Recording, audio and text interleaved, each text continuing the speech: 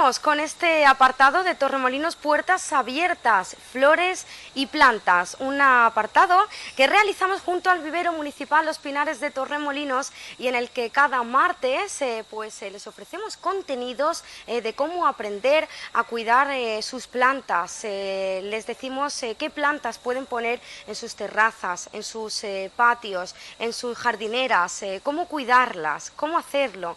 Y para ello cada martes tenemos también con nosotros al técnico de este vivero municipal, José Ramón Martínez. Buenas tardes. ¿Qué tal? Buenas tardes, ¿cómo estamos? Bueno, y es que hoy vamos a tratar un tema muy interesante y como pueden ver estamos llenos de palmeras, todas ellas Rodeados de palmeras, las que sí. tenemos alrededor. Palmeras para patios y terrazas en este programa número 32 del vivero municipal Flores y Plantas. Vamos a aprender la distribución de estas palmeras para patios y terrazas. También vamos a saber sus características fundamentales y también las diferentes especies que existen y su origen, de dónde provienen. Vamos a comenzar, José Ramón, si te parece, pues hablando de esa distribución, ¿no? ¿Dónde podemos encontrar las palmeras de este tipo que tenemos aquí? Sí, hay que decir que bueno, estamos al final del verano prácticamente. Tenemos que comentar que vivimos en una zona pues muy privilegiada desde el punto de vista de aclimatar plantas que no son de aquí a nuestro territorio, y bueno, el inicio, el final del verano, el arranque del otoño es una época ideal para poder plantar dependiendo qué especies, ¿no? Entonces, digamos, estamos un poco al límite en cuanto a plantación de palmeras, ¿no? Pero la plantación que hoy vamos a un poco indicarle a la gente, estamos hablando de plantas fundamentalmente puestas en macetas, por eso hemos elegido quizás pues todo este elenco, este abanico de especies palmáceas, las arecáceas que son ya, la palmácea era antiguamente, y bueno, nos puede dar un juego importante, sobre todo en jardinería de patio, por eso hemos titulado el programa pues palmeras para patios y terrazas, ¿no? Pues ambos sitios evidentemente tienen la particularidad de que la palmera tiene que estar metida en maceta, ¿no? Entonces, con las temperaturas que gozamos en el mes de septiembre, es ideal para poder hacer este cambio, es decir, una planta que está bien enraizada en vivero, poder llevarla a casa y poder enmacetarla pues, en un cubremacetas que sea de nuestro Además tenemos muchos atractivo. y preciosos, ¿verdad? Como podemos ver, de madera, maceteros típicos de cerámica. Sí, hay muchas después posibilidades, ¿no? Es decir, cada uno después tendrá su gusto, algo más modernista, algo más rústico. Es decir, en el vivero sí pueden encontrar distintas posibilidades de enmacetado. Se venden aquí en el vivero y además, Sí. fíjense, algunos de madera los podemos construir incluso nosotros mismos en casa, Por supuesto, ¿verdad? sí, hay gente que le gusta el bricolaje, pues no es difícil, ¿no?, hacer un macetero de madera. Este concretamente, en un programa que dedicamos exclusivamente a palmeras hace ya tiempo, macetamos una Washingtonia en este caso, perdón, una Livistona chinensis, y fijaros qué porte ha cogido en maceta, ¿no? Es decir, que son plantas que se adaptan perfectamente a este tipo de cultivos y claro, su origen, que es tropical, hace que nosotros las tengamos que tener pero un poco resguardadas del exterior, sobre todo en invierno, ¿no? Es decir, el triunfo de este cultivo está precisamente en resguardarla de temperaturas por debajo de los 0 grados, ¿no? Después el resto del año pues serán palmeras que se comporten extraordinariamente bien. En el caso último que comentaremos pues hay palmeras de interior, que son palmeras que están cultivadas única y exclusivamente para que la gente las tenga en el interior de una vivienda y no en el exterior. Y el resto pues quizás se adapte mejor a balconadas, terrazas y a patios, ¿no? ¿Por dónde se distribuyen? Estás comentando que zonas tropicales, pero Todas, sí. ¿de dónde exactamente provienen? Entre los dos trópicos, después hay distintos orígenes. Australia, por ejemplo, ya sabéis que es un continente, es un país que tiene pues prácticamente todos los climas, incluyendo el Mediterráneo. Entonces hay muchas palmeras que son de allí, como ahora veremos. Después hay otras de Madagascar, que ya es continente africano.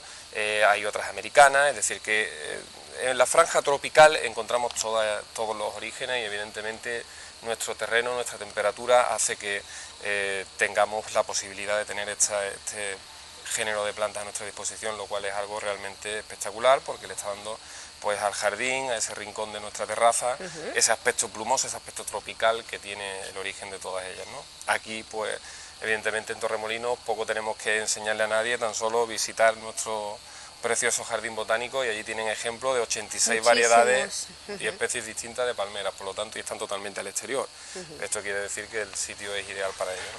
Bueno, pues ya hemos conocido un poquito la distribución de estas plantas tan especiales por zonas tropicales y enseguida vamos a saber cuáles son sus características.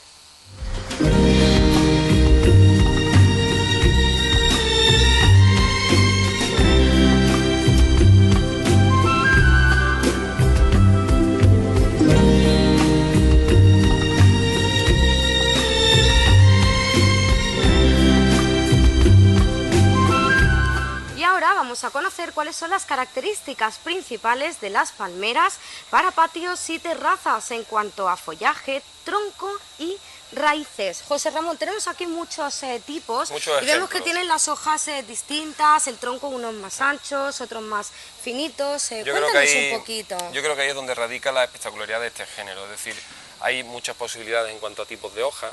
Concretamente aquí a tu izquierda tenemos el tronco de Fenix Robellini y su hoja pinnada, es decir, es una cosa bastante característica ese tronco que deja, esa marca que deja la vaina una vez que se ha caído la hoja seca, pues fijaros qué aspecto más decorativo le da al tronco, ¿no? En este caso una hoja bipinnada, es decir, hay un elemento central del cual van partiendo los foliolos, ¿no? Entonces, y muy dispersas, ¿no? Es muy dispersa, tiene un aspecto muy plumoso, es decir, en este caso concreto hemos elegido una de tronco doble, lo cual no es muy normal. Y bueno, le puede dar, pues imaginaros, ¿no?, en la puerta, incluso marcando el portal de un hotel, de una urbanización, ¿no? Fijaros qué aspecto más decorativo puede tener, ¿no? Después tenemos otra variante en cuanto a hoja, que la tenemos aquí detrás, que serían hojas en forma de abanico, eso desde el punto de vista botánico se le denomina hoja flavelada, pues no tiene absolutamente nada que ver con la anterior, es decir, es un peciolo que ahí es donde reparte pues todo el limbo de la hoja, ¿no? Entonces es una hoja en forma de abanico, como nuestro palmito de aquí de nuestro terreno, ¿no?, mediterráneo. Sí.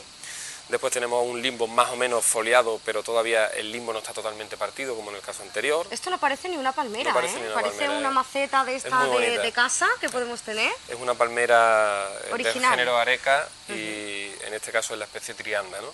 Tiene una hoja muy especial, sí, ¿no? Sí, no es la típica hoja de las demás palmeras. Correcto, después fijaros, está puesta con toda la intención del mundo, lo que es una hoja flavelada y otra pinnada, pero con la pinna entera, y fijaros el gris prácticamente azulado que tiene la Brea armata, que es de origen mexicano, en el caso... Tiene un color distinto, ¿verdad? Totalmente, es decir, se puede jugar con colores.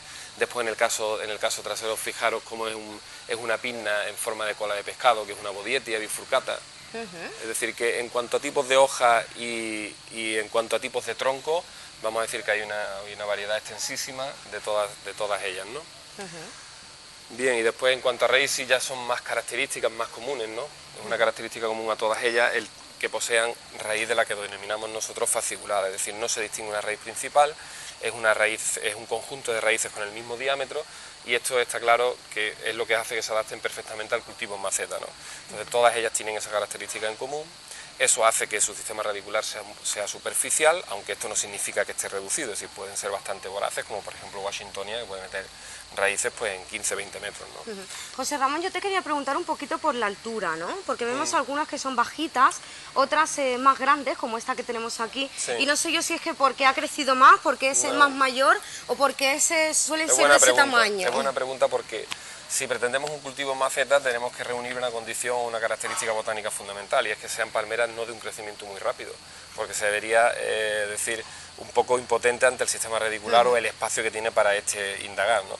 En ese caso tendríamos que estar constantemente cambiando de maceta. Por lo tanto, todas las que tenéis aquí delante son palmeras con un crecimiento relativamente lento en todas ellas. Entonces, Fenix Robellini, pues te puedes encontrar como ejemplares ya muy grandes con troncos de 5 metros. Aquí tenemos uno de 1,20 m aproximadamente, lo cual no está nada mal, pero es ideal, digamos, para el cultivo en maceta. Y con todas las demás, pues pasa 3/4 de lo propio. Brea armata es muy lenta, el Rapis excelsa exactamente igual. Es decir, todas en su estado natural sí pueden alcanzar a lo mejor altura de 4 o 5 metros, pero en maceta nosotros digamos la tenemos ralentizada y el cultivo pues no va a llegar a lo mejor a los 2 metros, ¿no?